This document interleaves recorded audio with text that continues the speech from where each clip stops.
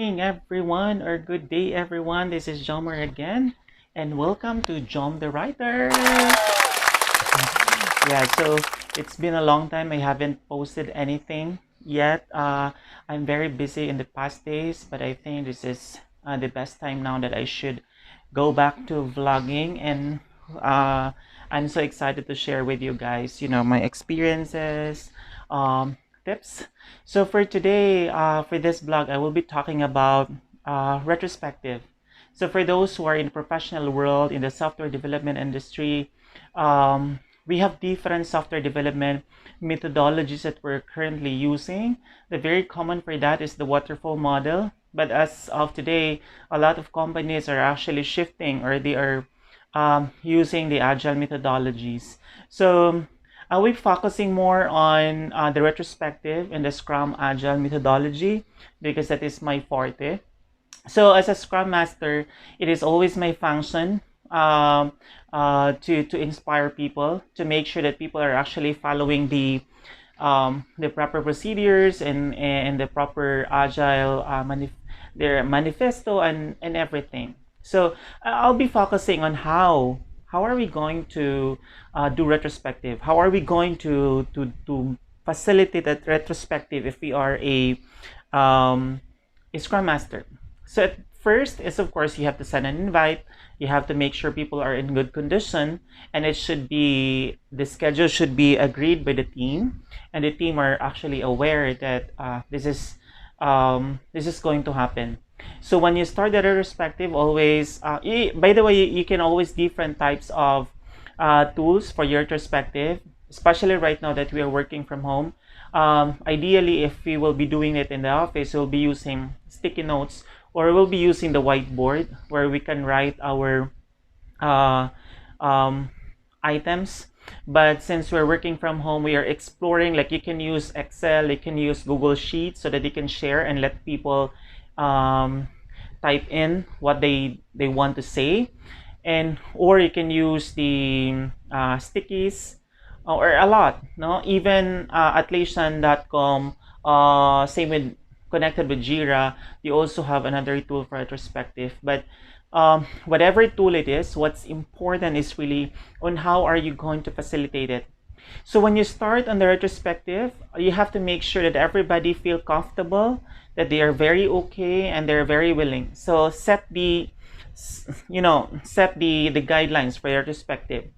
Remind first is you have to remind your team that the retrospective is there, that this particular the discussion that we will be having, it is not personal. It is something we do this, no? We do the retrospective not to target a certain person, but we do that to improve our the team's performance, and of course everyone's performance.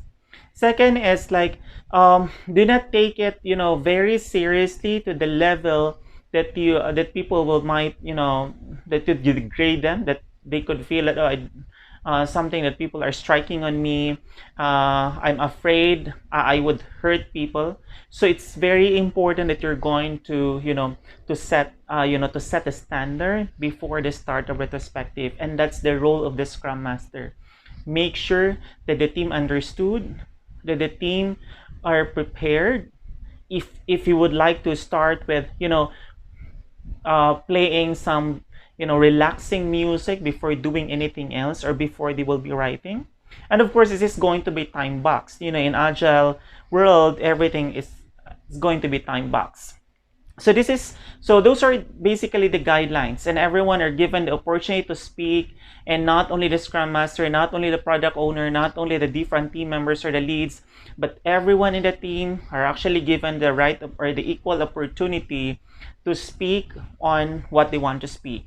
And of course, again, as I've mentioned, things to be discussed there are not personal.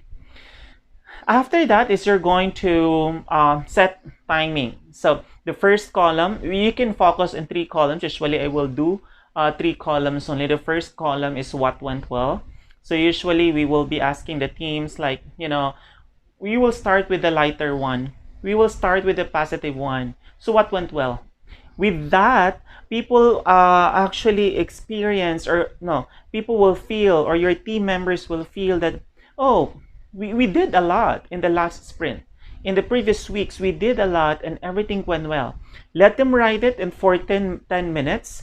And then after 10 minutes, you can play music as a background music so that they can, it's like a recollection. So at least they can think of things deeply. So after 10 minutes, ask them to write again that, what should be done better, or like what are the things that didn't work well.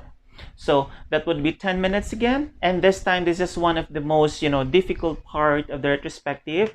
Like the team might feel like, oh, if I will write this something, or if I will write this note, it might be that my team members or my other colleagues might get angry with me. But again, since you set the standards, you set the proper behavior before the start a retrospective, don't be afraid about that, and keep on reminding your people while doing that we are doing this for the improvement of the team, and there's nothing personal in the things that we will do. And the last one, for 5 minutes, you can go directly and let them write on the next, or what's next. So what are the things that we will be doing next, or this is what we call sometimes as to start doing. Okay, so because in the other Agile, Scrum, retrospective format, they will have 3 columns and they write it continue doing, stop doing, and then we have start doing. So in my format, we do this like what went well, what we could have done better, and then what's the next actions.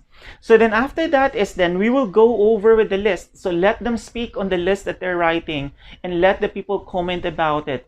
And then you will just there as a Scrum Master to make sure that there is a part that you're actually that there is a particular limitation, especially if the discussion will get into a very intense intense part of the discussion. We will then get to that point. So your role as a Scrum Master is to make sure that you will have the limitation, that you will resolve the problem, not creating additional problem. And our goal here is really to improve the team performance and to make sure our team are addressing those shortcomings that they've done in the previous sprint and move forward with the next action. So that's the thing that we will be doing in this retrospective. Retrospective is very important, right? So let the people talk about the things that they're writing, and let others react to it, let others respond to it, and then before you're going to end retrospective, let them commit, and that's the next action. And make sure you have the follow through after the next retrospective. You should review back or check back the things that you've discussed in the previous retrospective on the what's next action, if they've done that, and the things that are in progress or continue doing, if they continue to do that, and for those that are stopped, if it's reflecting. Because in the retrospective, it's going to be a 3 straight retrospective, and the things that they've written and the stop doing will continue to appear in the next retrospective, meaning the team is not improving. So revisit that and try to evaluate what's going on. It might be that there's something wrong with how the team operates, or it's something wrong with the system. So evaluate it. So again, in the concept of Agile, we have this what we call inspect and adapt. Every sprint, every now and then, we are learning things. We're learning new things, and we are adapting new things. So if that particular idea or that particular steps didn't work out, try to find another one. If that works out, continue doing that. If it will not work out again, if it will fail, stop doing that, find another steps. That's Agile. It's very unique. Every now and then things keep on changing. We should not stick into a very traditional, non-performing procedures, non-performing activities of the team. So, and results are fine. people, a lot of comments from the team that they really appreciate it. They can now they see improvements on how things are actually going. Just continue to facilitate it, it also help build your team. No need for you to go out for an outing that much, because it can be addressed in the retrospective.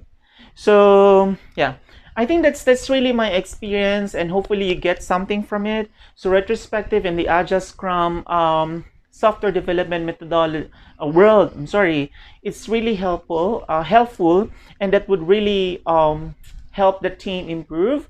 Not only for the team, it will also improve the productivity of the operations, and also it helps improve the output. So continue to be agile, continue to do retrospective, and always remember that there are things that really went well during your sprint. There are things that you need to stop, and those are the things that are not doing better. And to address those things that are not doing better, try to come up with the action plan, and then revisit everything every after sprint. I think that's it. Thank you, everyone. Again, this is Jomar again. I'm one of the I'm the operations manager of Coansmoke Philippines Incorporated, and also I'm handling professional subjects in the College of Computer Studies of University of Cebu, Manila. At the same time, I'm exposed into different software development, project management, also the Agile Scrum methodology. So if you want to ask questions, just comment it below, and just expect my response. So please follow me on Twitter. It's Jom the Writer. You can also follow me on Instagram. Again, it's Jom the Writer.